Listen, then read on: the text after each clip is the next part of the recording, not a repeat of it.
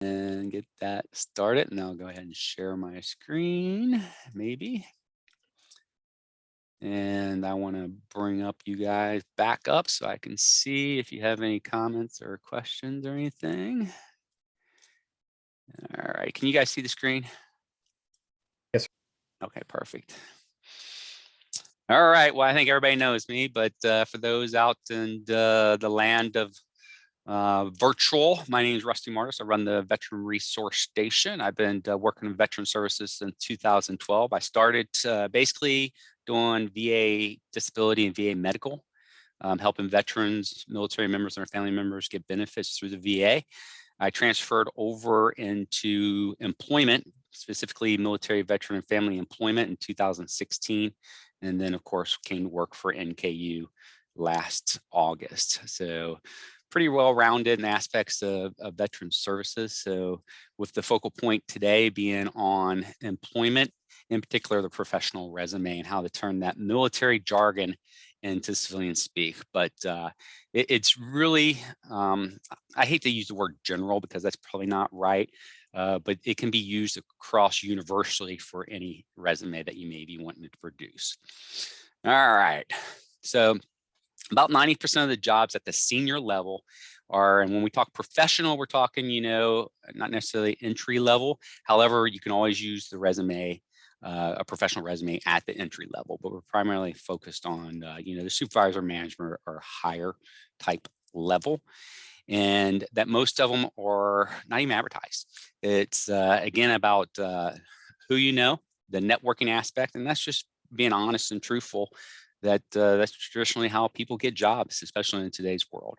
There's always some outliers. I had a good friend of mine that we retired almost exactly the same time in 2014 from the Air Force, and he actually got reached out from Duke University on LinkedIn, based on the information that he had, and was able to work it through a LinkedIn profile. But in general, most of your professional type employment opportunities are going to come from networking opportunities.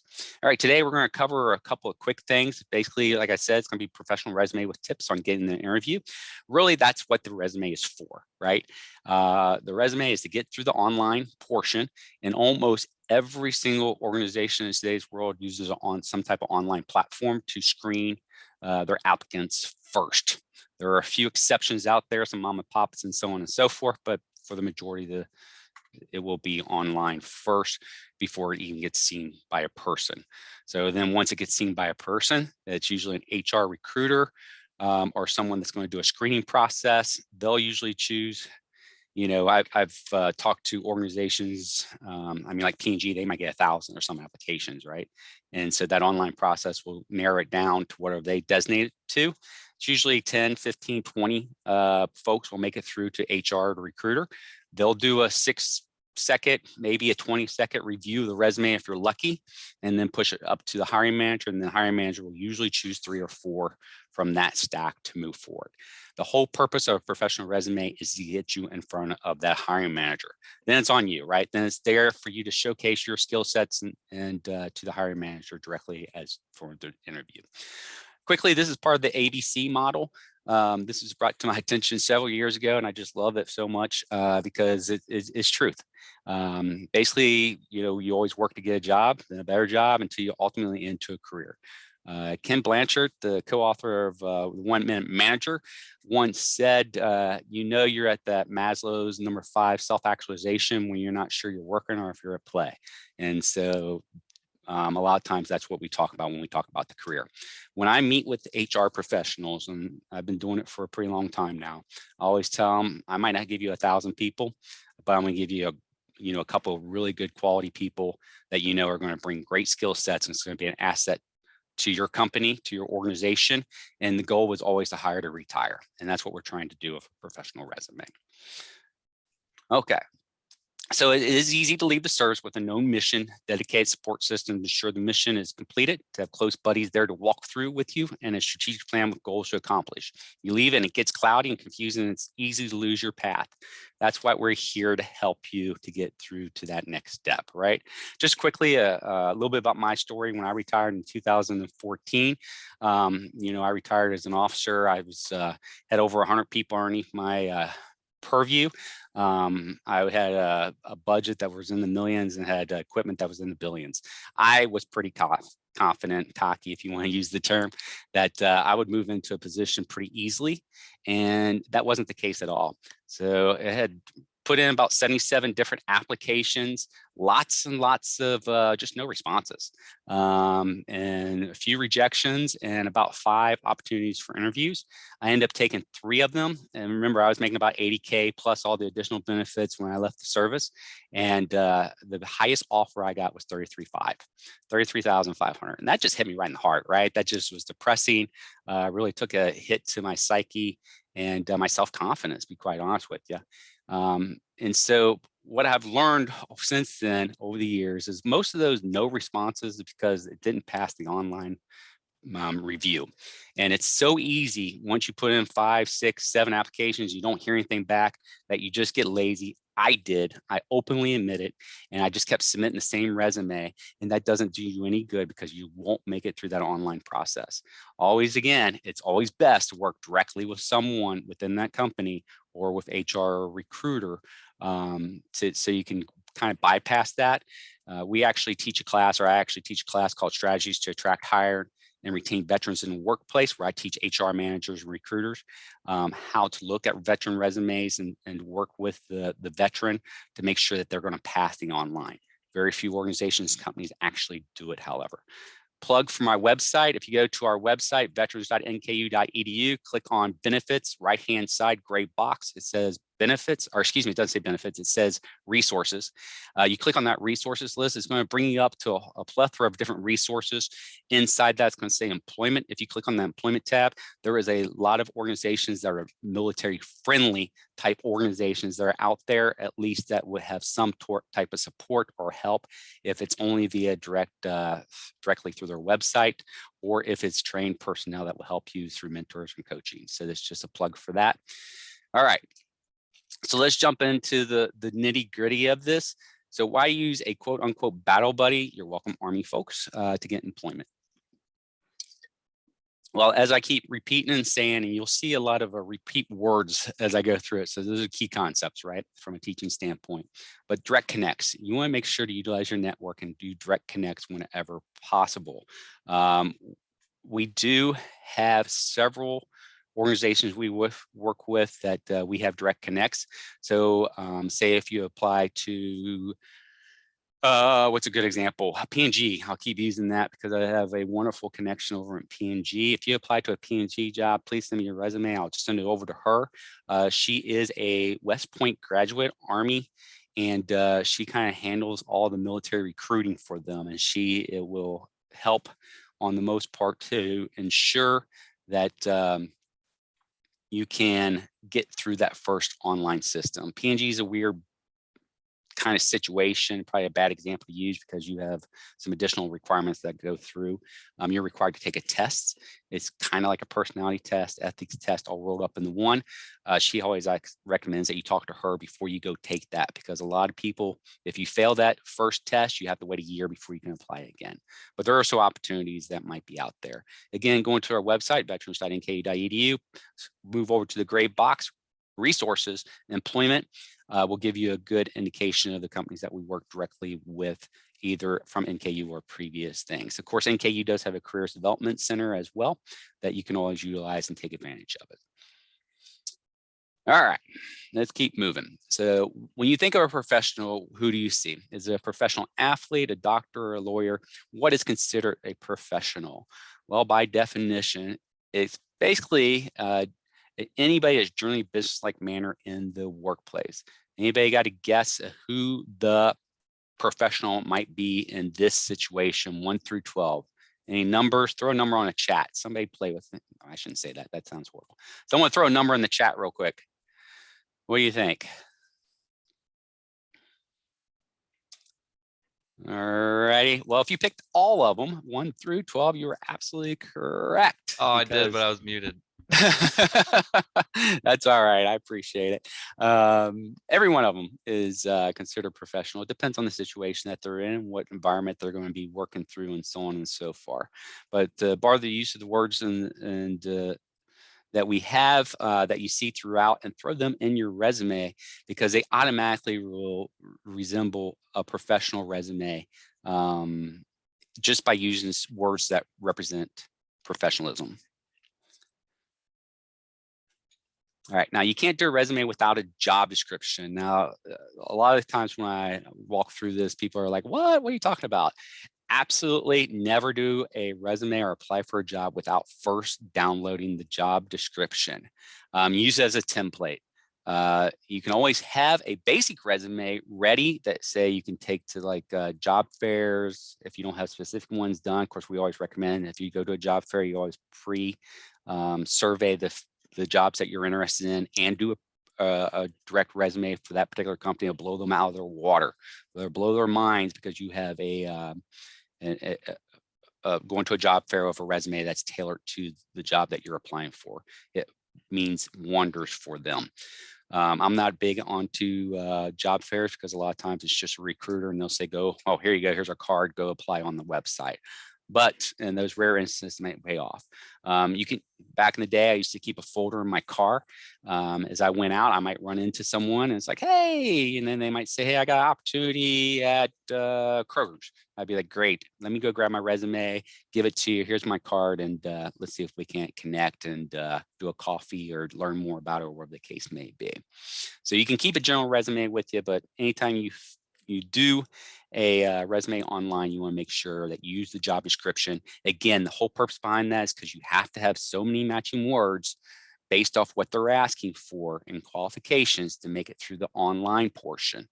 And the online portion is the very first step until it gets to either a recruiter or HR professional to look through it even farther. All right. Now, if you're not familiar with some of the tools that are out there, make sure you get familiar with them. Again, I'll promote Handshake. Handshake does a real nice job as far as you upload a resume. Now, again, it's general resume, but it's okay in this regard, because what it does is it automatically does some skill matching for you, and it will actually reach out to some of the companies that you qualify for. For instance, if you are an accounting major and you just graduate with an accounting degree, and I don't know, give me a company. SendGrade is looking for an accountant, then they'll automatically get a hit on their account. They can pull your resume, they can reach out to you, let you know that they like to interview you. Focus Career is the Kentucky Career Center website that is actually also very good as well. Not nearly as good as Handshake, but it does a fairly good job as doing career matching. It doesn't do it directly like the Handshake does. What it does is do a skill matching off your resume you upload, and it will send you job opportunities that you have to go in and apply for on your own. Why Means Jobs is another one. ONET, if you're not familiar with the Occupational Information Network, it is something that you can utilize to build your resume from the get-go, because you can go in there and put your MOS, your AFSC, whatever the case may be for the job that you did in the military. It will give you a bunch of bullets that do that. Something that's fairly new out there, and Jason, if you want to chime in at any time, because I know you use PurePost as well, but PurePost is a newer platform that is set up that automatically pulls from ONET and a few other places to help you build your resume as well. Utilize Glassdoor, LinkedIn, ZipRecruiter, just to name a few. There's some others that are out there as well. All right, so it's resume time. I always recommend that you use a free online service. Now, I'm going to say free, and I'm going to say it multiple times. Do not use the paid service, or I don't recommend that you use the paid service. It's up to you if you want to, but I don't recommend it because there's too many free opportunities, especially if you're here at NKU as a student or alum. Then you can use career services anytime. They will sit with you and help you write a resume. However, if you have a resume already and you just want to get indication or idea of how good it is, you want to upload that into rescore.com. and you simply upload your resume, say grade. It'll give you Alpha through Foxtrot grade, and then it gives you tips and tools to help improve that. And it also has a little function to talk about the salary potential. That is an indicator, and it's not necessarily an indicator of where you're located. So just keep in mind, because I had people upload the resume and said, oh, they said I should make 90K. And it's like, sorry, you're probably about 35 here in the local region. So just take that as, but it is a good place to start. Now, they do offer a paid service as well. Again, I don't necessarily recommend it because there's tips and tools that are out there, and there's organizations like the Kentucky Career Center, NKU's career services that can sit down with you and do one-on-ones with you. I have a template called Vet 4.0. Yes, it started at Vet 1.0 back in 2017. The 4.0 is the NKU version I am still writing, and I apologize that some of the things you'll see will be from Vet 3.0, and it's really just branding that's a little bit off, but be happy to send that to you once it's completed, as well as an indicator, and I can send you worksheets at any time. If you need that stuff, please just let me know. You can email me at Mardis, it's MARDIS, R as in Romeo 2 at nku.edu, and I'll be happy to send that over to you. If you want to do a quick courtesy review, please let me know, and we can schedule an appointment and sit down, and we can just kind of walk through your resume at any time as well as we got time. All right, again, tailor each resume to each job description. I can't say this enough because it will get you through the online process. And that is key to getting into the hands of people. And that's what our ultimate goal is get you in the hands of people so you can get interviewed, so you can then showcase your skill sets and everything that you learned. All right, just quickly, we'll run through some hot tips. You can find this on my LinkedIn profile as well. There's an article about the different quote unquote hot things that you need to do when you're writing your resume. The first thing you automatically want to do is write to the future, not the past. This is key. A lot of people, when they write their resume, they write on what they did. That's fine. You want to make sure you add impact to those, but you don't want to write your previous job description. What you want to do is showcase how you will be successful to the organization you're applying for. So you want to write to the future, not necessarily the past, but use data based off your experience that you had. Remember, the resume is a marketing document, not necessarily a historical record. So you want to just showcase what you have and what's available and what you bring to the table. Always use keywords based off the job application to get through the screening process. Yes, you literally copy and paste the job description, at least all the key concepts that you have in your skill set, and make sure it is in your resume. That's how you get through the screening process. Now you tweak them. You don't use it word for word, and I'll talk a little bit about that here in just a few minutes. You want to make sure you wow them, right? So again, you want to highlight your achievements, and you want them to have impact. So the more numbers, the more data you can provide, the better off it's going to serve you as it gets to the person portion of the screening process. So the summary, the objective, that's no longer required. It's actually kind of looked down upon now. And that's one of the frustrating things I had with like folks' career, where it forces you to put a summary and outline in there. That's old school. HR don't care. They know that you want to work for them or you wouldn't applied. So it's just a waste of space. And it's a waste of time. They don't look at it. Don't do it. It's not even worth it anymore. We'll talk about something else that you may want to do, which is include 3 to 5 bullet points describing specific accomplishments where you demonstrate a relevant skill. And I'll show you an example of what I mean by that, but we call it a professional summary up front, right? You just want to highlight the key skills that you bring to the table.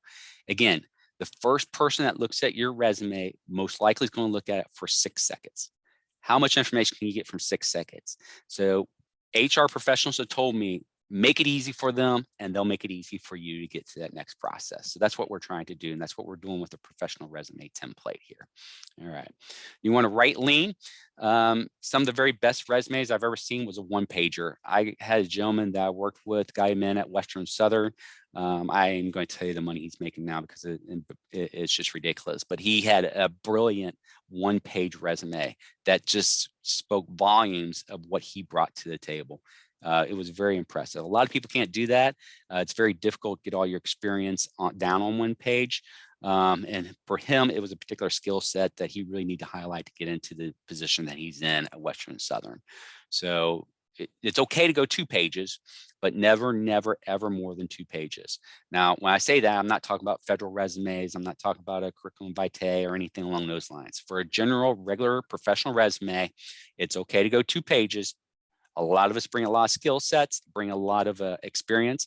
It's okay to highlight some of those, especially if it matches the job description or the position that you're applying for, but you never, ever want to go past 2 pages.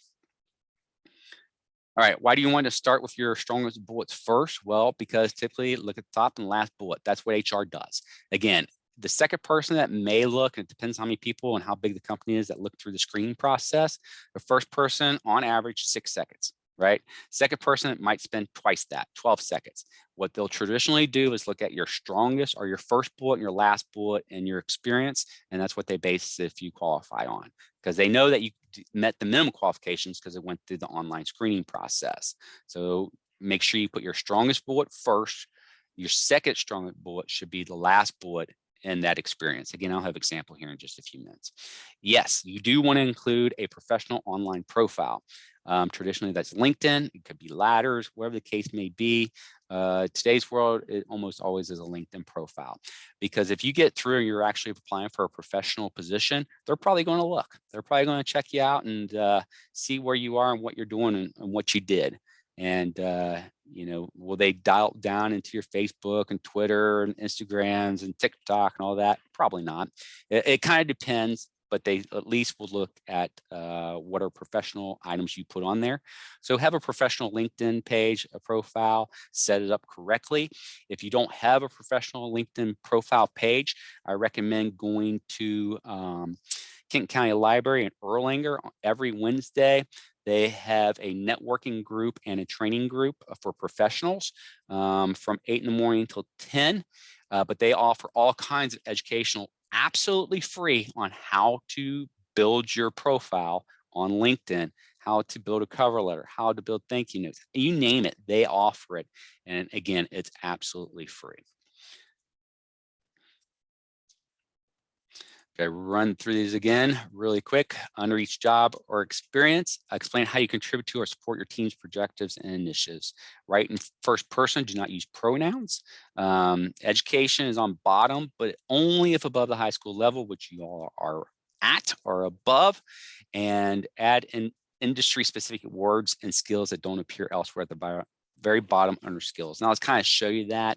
And it's kind of key when you're talking specifics. Again, I'll use accounting as an example. You could have an accounting degree, but are you a CPA? Do you have any other certifications? Computers are another one, right? Where the degree means something, but most of the time it doesn't mean as much as what your certification does. So those are all things you want to highlight. Add industrial, I said that, never use anything under 11 font. Don't include references under a request on your resume is automatically assumed. Too often I still see the bottom line will say, you know, reference upon request. That's automatic, it's a given, especially in a professional resume. You do not want it because it shows the opposite of what you're trying to showcase. And that is that you don't understand the professional resume. All right, again, the resume gets you the interview. First, the online screening process, second, HR review, 30 screening usually is like an HR phone interview, and finally to the hiring manager. Our ultimate goal utilizing these professional resumes is to get you in front of a person via Zoom nowadays, or actually in person, so you can sit there and showcase your skill sets and explain why you're an asset to the company. Now, on the online screening process, every organization sets it up differently. Traditionally, minimum, it has to match 80% of the job description. If it doesn't match 80% of the job description they applied, it will never make it through that screening process. Man, I wish I would have known that when I was applying for all those jobs in 2014. Even though I'm happy with where my life took me and I'm very thrilled to be here at NKU, it probably would have helped my psyche a little bit if I would have got some more opportunities.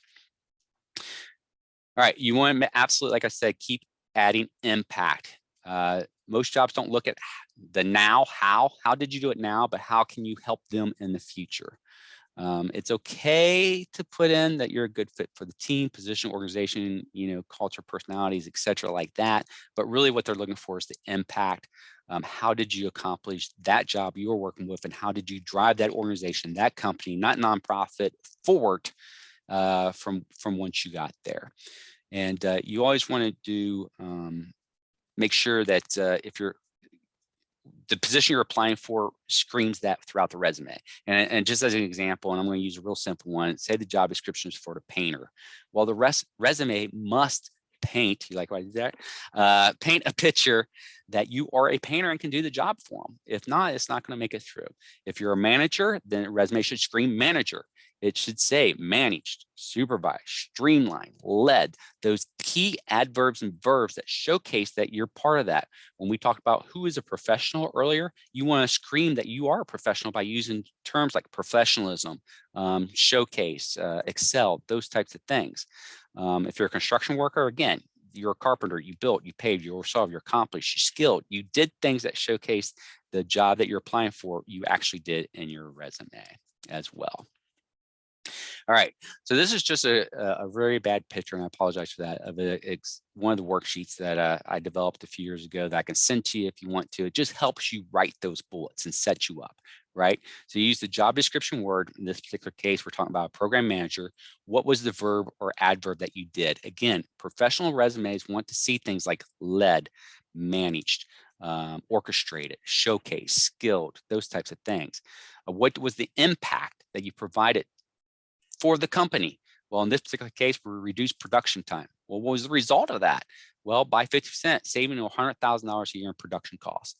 You put all that together, led team of 12 in the reduction of widget production, reducing process time by 50%, saving $100,000 in yearly costs. That screams to your hiring manager or to the HR, depending on where you are in the process, that you came in, that you're a professional, you're able to lead because you had 12 people underneath you, you oversee production, and that you can make a direct impact to the company. You save the company $100,000 in yearly costs. That screams volumes to that hiring manager that you can do the same thing for them. And remember, traditionally, the hiring manager is looking to hire to fill their position eventually. So they want to see how you can progress and where you can move up to, especially when we're talking about professional resumes. So that's just as an example. And this is, again, just part of the worksheet that can help you get through that and get those bullets built. Now, some of the questions that come to me at this time is, well, maybe I don't have all those, that professional experience, or, I'm still building my experience. That's okay. Showcase what you do bring. If you have any experience at all, if you have none, then volunteer, go out into the community and showcase it. Leading a coat drive for Afghan personnel that were displaced into the United States shows a lot, right? You led an organization, you led and orchestrated a program, you managed, and you delivered, 10,000 pounds of good, whatever the case may be. There's opportunities to get that experience as well. All right, what you don't say is, if you're responsible for checking in client packages, you don't want to say, I just checked in client packages. Instead, say, hey, I handled 500 client-sensitive data exchanges daily using all protocols and procedures to maintain security and safely for 200 personnel. Make sure, again, you show impact, what you did and how you did it, and how you helped the company be better. Now, it's okay to estimate if you don't have exact numbers, but very, very careful when doing that. It's always better to try to get those exact numbers when you can. Most of the time in OERs and COERs, any type of evaluations that you might have received in the military or in the civilian world, a lot of times they'll have that information in. A lot of times you can gather it by going to the company website or by contacting your previous supervisor or manager, or whatever the case may be. But what you don't want to do is lie. You want to be accurate, or at least say approximately and make sure it's a good number, because there's a good opportunity that that HR professional is going to do a follow-up call and check those references. And they might ask, hey, we had Joe Duffelbag working here at P&G, and they said they handled 200 personnel, and they call the HR over there, they do a screen check, and they're like, that is not right, maybe 50 at the most. That is an automatic red flag, and it's probably going to get, your resume is going to end up in that round circular bin that's next to their desk instead of being getting the offer of the job. So be honest, don't exaggerate. If it is a guess, let them know by saying something like approximately, but make sure it's within the realm of realism, especially when they do a follow-up, if they do a follow-up. All right. Again, it all starts at that first look, and that's the resume. Demonstrate high level of professionalism, because what does that really mean? Well, it's saying that you can do it right and you take the time to show it. If, again, you just started a general resume, it's probably not going to make it through the screening process. If it does, it's not going to showcase that you took the time and the energy to tailor it to the position, that you're a true professional, and that you're hitting all the key words that they're looking for.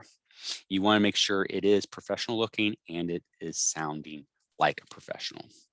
All right. So what's that look like? Well, the first question your resume needs to answer is that you understand what the hiring manager is looking for.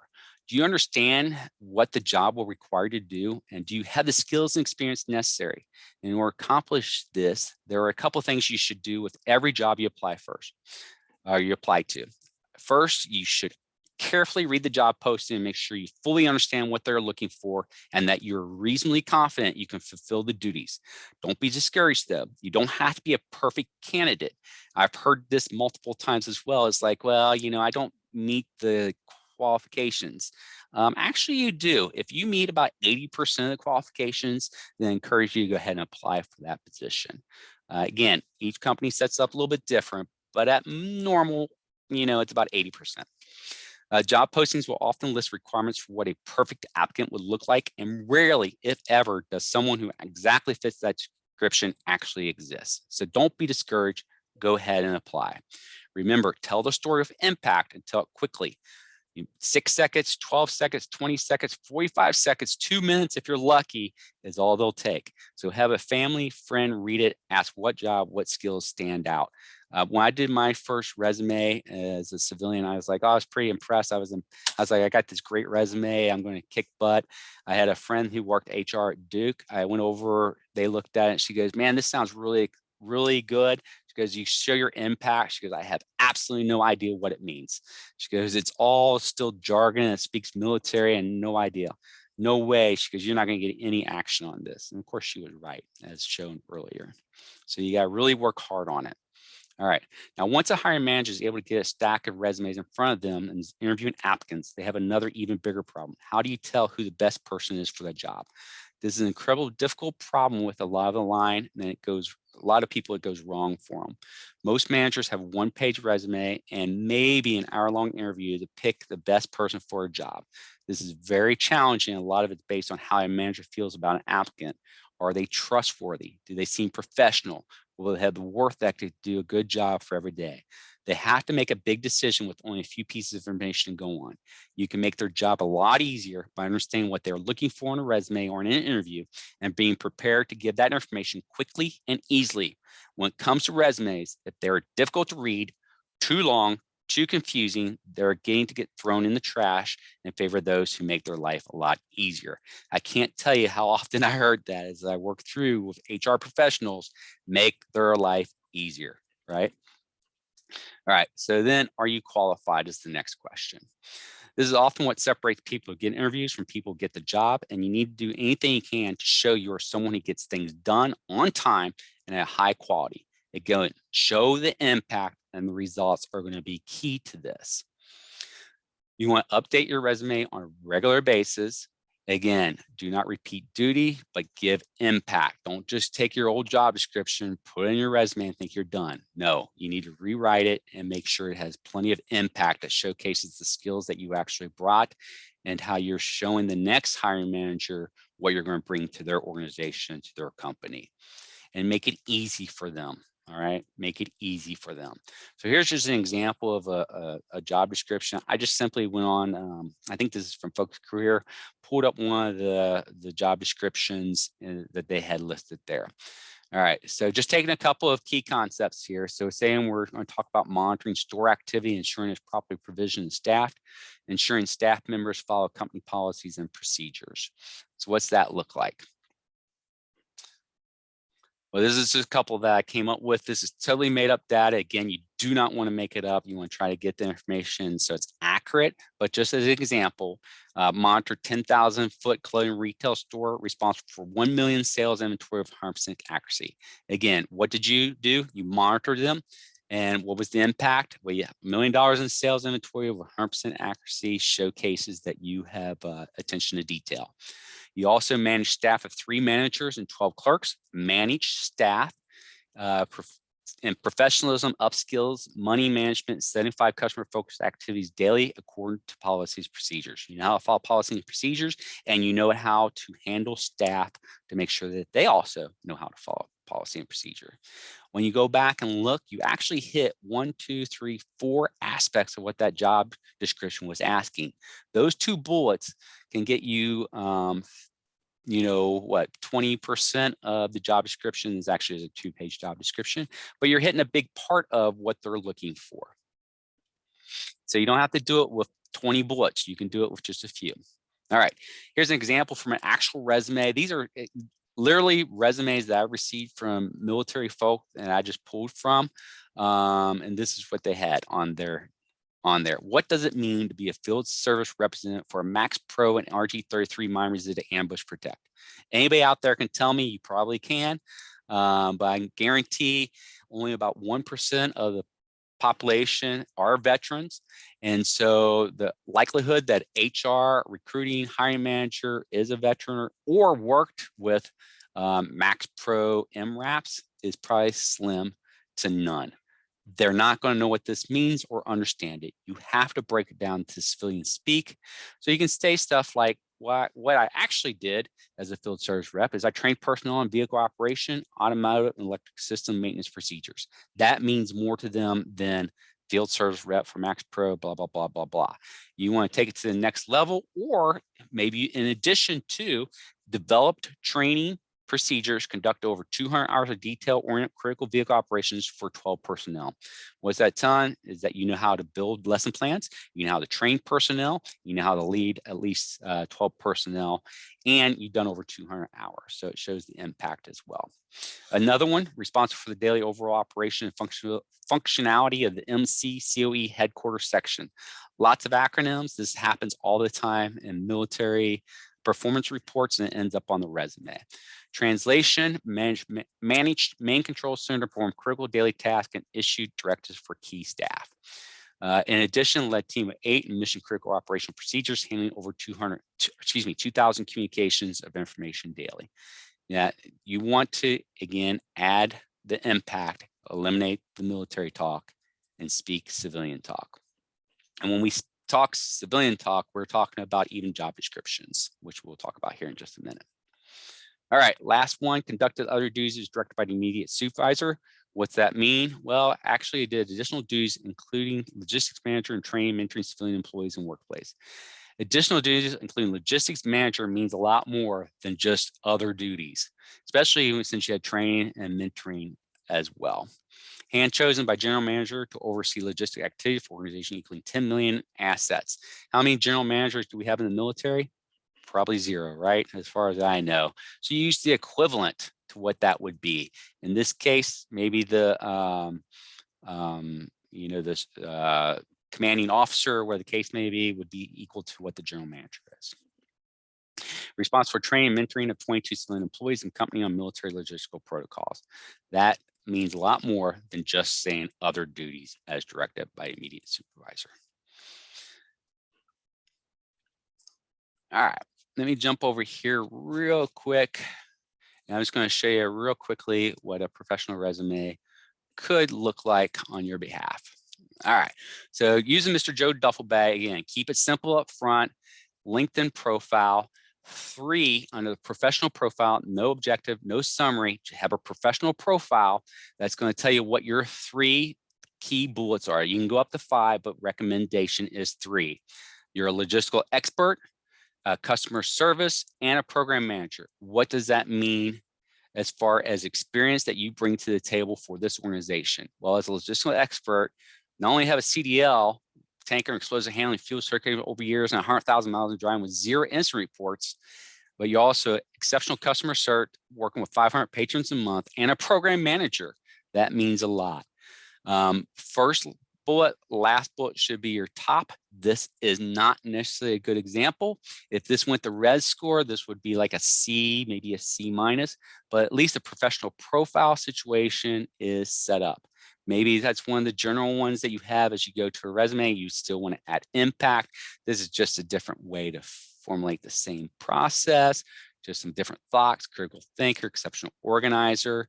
But as we go down, we're getting more into that professional resume. So as an example, that first one I showed is like that entry-level position, right? Where the third one that I brought up here is more of that management supervisor role, right? So let's look at a little bit of the difference. Again, for Joe Duffbag, LinkedIn profile, professional profile, highlighting the 3 top things you bring to the table for any organization. Experienced program manager, coordinate multi-facility $5 million veterans office, aided 5,000 clients to gain veteran affair medical care asset compensation, claims compensation. Critical thinker, exceptional organizer. The first piece of the experience, compose initial records database for 700 plus records, ensuring 100% accuracy. It's got impact there. Advocate for veteran affairs, social programs for over 110 community partners. If you're working with over 110 community partners, that shows impact. It may not be the most strongest. Let's take a look. Mastermind employment place protocols. You could argue those right there.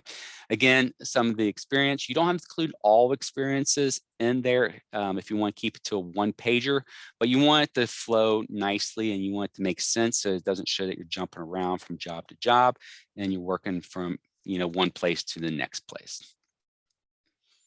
Education at the bottom. Military is you want to have on there, and then that skills that I said.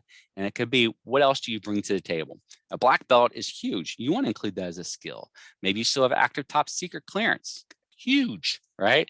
And you can include hobbies and things that just showcase that you're also multi-dimensional, in this case, professional DJ. So some examples, again, I've seen so many resumes come through and it said Big Daddy 414 at gmail.com. That's not a professional resume email address. You want to have something that makes sense for what you're trying to do, right?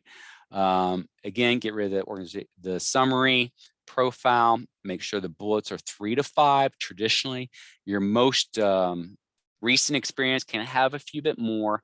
If your most recent experience doesn't showcase everything you need to showcase for the professional job that you're applying for, you can include additional, more than 3 to 5. You can include 5 to 7 just to make sure you hit that 8% range for that online screening process, right? All right, just looking, I think I covered everything else that's there. All right, so let's continue on. Are you back on the slides here? Can you guys see the slides again? Yeah, we can see the slides. Okay, thank you. Because it normally highlights green for me and it didn't pop up green for me. So I just want to make sure. Okay, so any questions on that? We're going to just talk about networking real quick.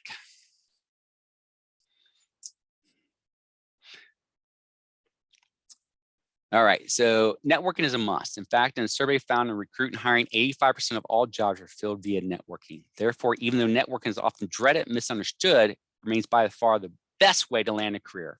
In fact, the annual sources of hire study conducted by the consulting firm Career Crossroads consistently shows that referrals from employees, employee alumni, vendors, etc., make up the largest portion of external hires. Moreover, an astonishing number of people just don't know how to do it properly. So it's key to be able to do that. First, change your mind about networking, right? It's not as bad as you think. Now you want to be prepared. You want to be prepared to talk about yourself. You want to be prepared to tell your story. You want to be focused on quality, not quantity. What are the key, again, 3 to 5 things that you bring to that organization that's going to highlight and showcase your skill set. If you have a professional profile set up, then you're going to go right off that. You can use that as a way to move to the next level. And you can do networking anywhere, right? It can be at a gym. I met people at the gym. I met people at a bar.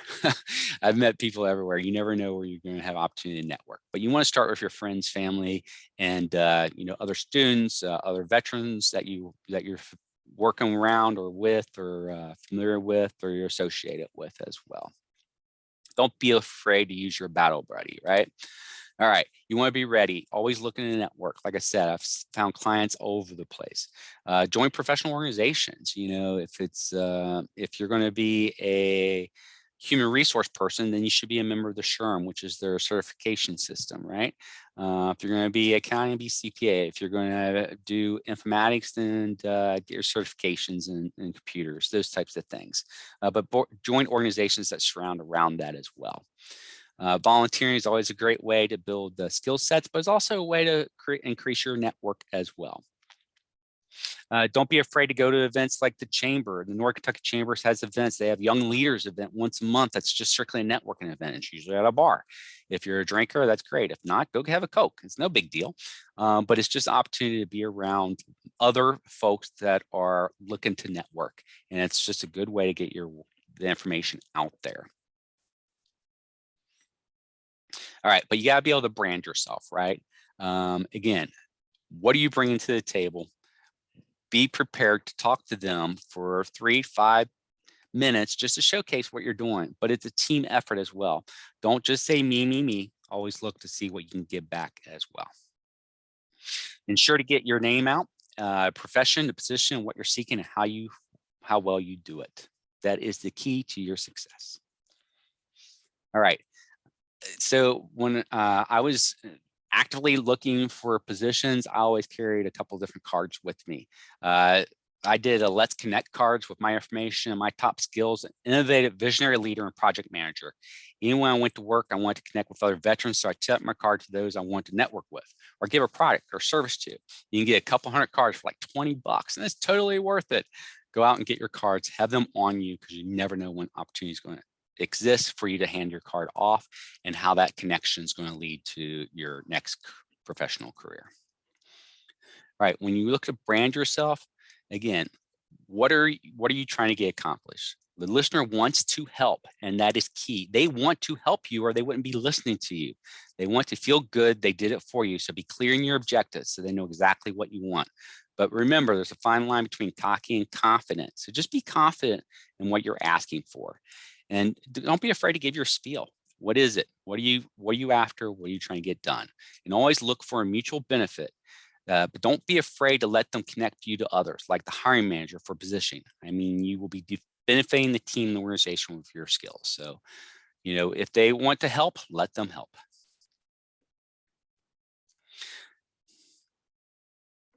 You might say, hey, you know what? I have a lot of practice in leading teams in high pressure situations. For example, I led a high energy team at 8 that was named Crew of the Year in satellite operations. That just showcases a little bit what you are and what you're doing and what you can bring to the team. I contribute our success to a detailed training plan and coordinated teamwork. I prepare and taught weekly with the team. I developed 5 training plans in mission control, execution, team development, goal setting, and leadership that was adapted by the other teams in the unit. That is just selling yourself.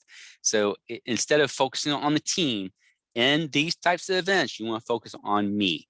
The number one complaint HR managers or recruiters has is that most military are team focused, and they always talk about the team because that's why we're brought up and that's why we're trained from day one, right?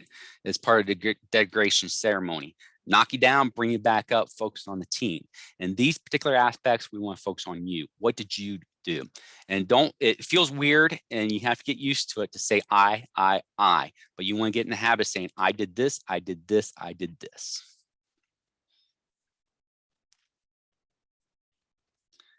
It is a competition. Let's have no doubt about it. So what makes you stand out? What makes them remember you? I started a small 2-bit cable TV show a few years back, but I find a lot of people ask me about it or the star of the actual show was the bourbon. If that's a connection, then utilize that as a connection. Start talking about bourbon, then slip in, well, you know, also, I'm also looking for this, this, and this. I'm looking for a new position, or I'm looking for a career. I understand that you work at Western and Southern. I'd love to get into, you know, the mutual funds aspect or the insurance aspect, whatever the case may be, and start working that. Just build a connection. I was just recently met with the athletic director here at NKU. I noticed they had a picture of him drinking bourbon. That's the first thing I said. It's like, hey, I drink bourbon too. What kind of bourbon do you like? And we just started talking. We talked just in general for like 10, 15 minutes. Then we got down to business, and it makes things work a lot easier and smoother because you got that connection already built up. Always look for the connection first, then talk business. All right. Be prepared to showcase an elevator pitch. Everybody's probably heard of an elevator pitch by now. You want to make sure you have it down tight, because you only have about 10 or about 20 to 30 seconds to sell yourself on what you bring to the table, right? So in a workshop, I would stop here and have you guys write that down. For time's sake, we're not going to do that today, but I highly encourage you to, as soon as we're done here, or, you know, if you already have one, go back and look at it, tweak it. I used to teach a leadership course, and we would spend a whole classroom writing elevator pitches and practicing and going around the classroom. It just takes a little bit of practice, right? Here's an example, just one I threw up a while back. You know, just again, to give as a referral or a reference. My name is Rusty Morris. I'm a retired Air Force Mustang. I always include Mustang because a lot of people don't know what that means. So it gives a point of conversation. They can say, so what is a Mustang? And then you can walk through that. In addition, I'm a certified resume writer, job readiness coach, and a subject matter expert in veteran resources and services for Greater Cincinnati and Northern Kentucky. Where's my focal point? Greater Cincinnati and Northern Kentucky. I'm the founder of the North Kentucky Military Veteran Coalition. I run the North Kentucky Veterans Resource Center. My passion is to successfully place military veterans and their family members in their dream careers through education, direct connections, skill matching, hot career listings, and networking events in the 859 and 513. My motto is to get you hired until you're retired. I would love to connect and help you find your career. Will you send me your resume and schedule an appointment to get started? A follow-up question, right? What can I do? What can you do for me? You can help me get connected. What can you do for me? You can help me get to the hiring manager. You can tell me about your organization. You can talk about jobs.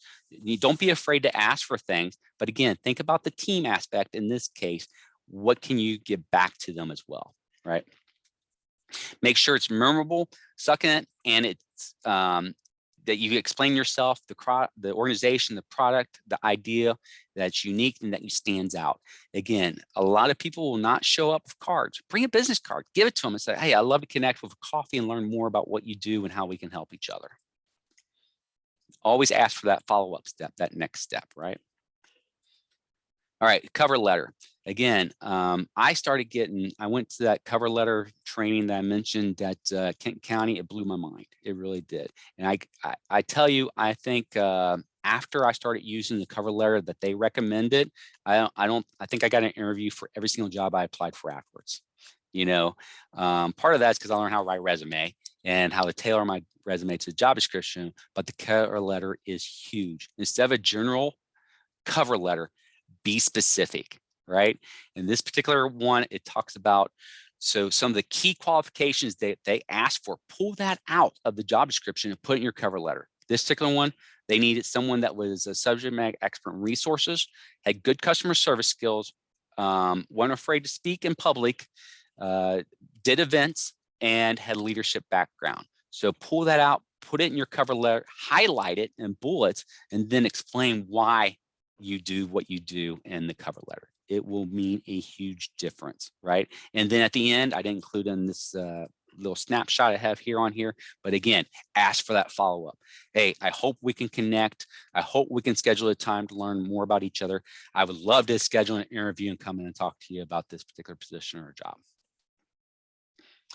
All right, do your research, right? Do your research. And that can be on Glassdoor, it can be on LinkedIn, it can start with Google, you know, but again, 70% know somewhere in the company when they get hired. That was a LinkedIn survey. So when you're on LinkedIn, go back and look and say, is there anybody in my network that is already working for this corporation or company? Reach out to them, say, hey, I'm interested in the position. I was just wondering if I can buy you a cup of coffee. Always offer to buy them a cup of coffee, right? You're taking their time, offer them something. It's a team approach. But hey, I'd love to buy you a cup of coffee and just learn more about it and see if I might be able to be a great asset for your corporation and your company. All right, just real quickly, color does matter when we're talking about wearing suits, dresses, whatever the case may be. Black usually typically means leadership, but in general, according to 2099 hiring managers and human resource professionals participating in Career Builder's recently published survey, blue and black are the best colors to wear to a job interview. The worst color, orange. All right, I'm not going to go through these. I love these. I highly encourage you to look these up as well. Just Google Eddie Cuddy TED Talk. It's amazing. I love Amy. She talks about how to be confident when you walk into an interview. And she talks about Superwoman, Superman, Starfish, these types of poses that you do. Spend 30 seconds on before you walk in there, and will change your adrenaline, change your cortisol levels, change your attitude, and you walk in more confident and be ready to go. All right, I'm not going to talk about behavioral-based interviewing today because I could do a whole hour-long presentation just on behavioral-based interviewing. What I want to highlight here today is just know that it is the standard in today's typical interviews. And what you want to do is simply be ahead of the game, right? So just, again, use Google. SHRM does an excellent job of having like 10,000 questions that HR professionals can utilize to ask you. Just look at them. And what it is basically asks you, how would you react in this situation, right? And you always want to come back with situation, a task, an action, and a result, similar to a resume, right? So when they ask you a question, well, according to this situation, this is the task we had to do. This is what I did. This is how we accomplished it. And this was the result of that.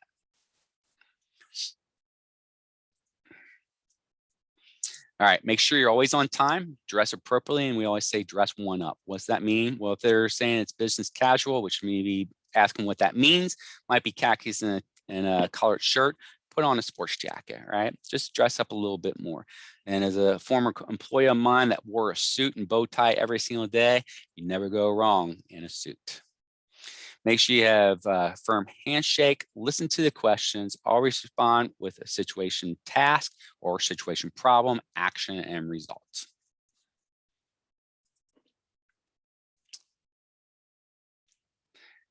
Remember, everybody is there to support you and they want you to succeed. So go in with confidence, know they want you to succeed and be able to answer their questions. Prepare up front your introduction, your closing statement, and some of the key questions you might be able to find on Glassdoor, LinkedIn, asking other employees what they asked you when you went to the interview. Prep for them in advance and have ready answers come back. After an interview, send a thank you note. It should be personal and it should be handwritten, but it doesn't have to be. A follow-up email is appropriate, and just say, thank you for the time. I really enjoyed this. I want to clarify this, or I want to highlight this. One of the questions you asked me was this. Here's some other information about this. Don't spend a whole lot of time. It should still be fairly short, but you want to reach back out to them and just show that you're still interested and you're still doing the research. All right, obviously be confident, don't be cocky, make it until you become it, and as always, showcase your professionalism. For practice for networking, just remember on the 13th of this month, we will have our first quarterly vet mixer of for the spring, coming up at Alexander Brewing Company. It's from 4 to 7. I have lots of organizations coming, and to include Atlas Air, Kent County School District, who else? There's a bunch of them that are coming to it. And there's some veteran service organizations, faculty, staff, and hopefully students as well. That's all I have for you today. Is there any questions for me at this time? Would you always use a cover letter, or just does that depend?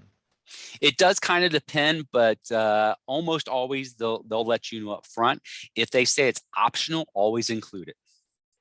Okay. Yeah. Good question. What else? So I had a quick question. When you were going over the resumes, it was you said that you always want to have I believe you said your education at the bottom. So is that accurate? Is that still where you're going to want it at the end? Because currently I have my skills and qualifications at the bottom. It depends. Most of the time you do want it at the bottom because you won't pass the online screening process Mm, if it says minimum education requirement is bachelor's degree, right? For as an Mhm. example, then having it at the bottom just is fine, because it won't pass the online screening process, because if the minimum is on there, if it doesn't detect it that you don't have a bachelor's, then it ain't going to go through to HR anyway. copy all. But if it's something like it's a direct, I'm going to use Alex. Alex, I graduated last semester with his physics major. If you have to have a physics major, then you might want to highlight that up front, right? Because you want the HR professional to know once it goes through the screening process, yes, I am a physics major, and this is my GPA or whatever. You know, there might be some things that you want to highlight with it. So it can depend, but for most often, you want it at the bottom. Copy all. Yep. So I don't know if you know much about the software they use, but do they like scan the first like page, or do they scan the entire document? It will scan the entire document. Almost all of them does. Yeah.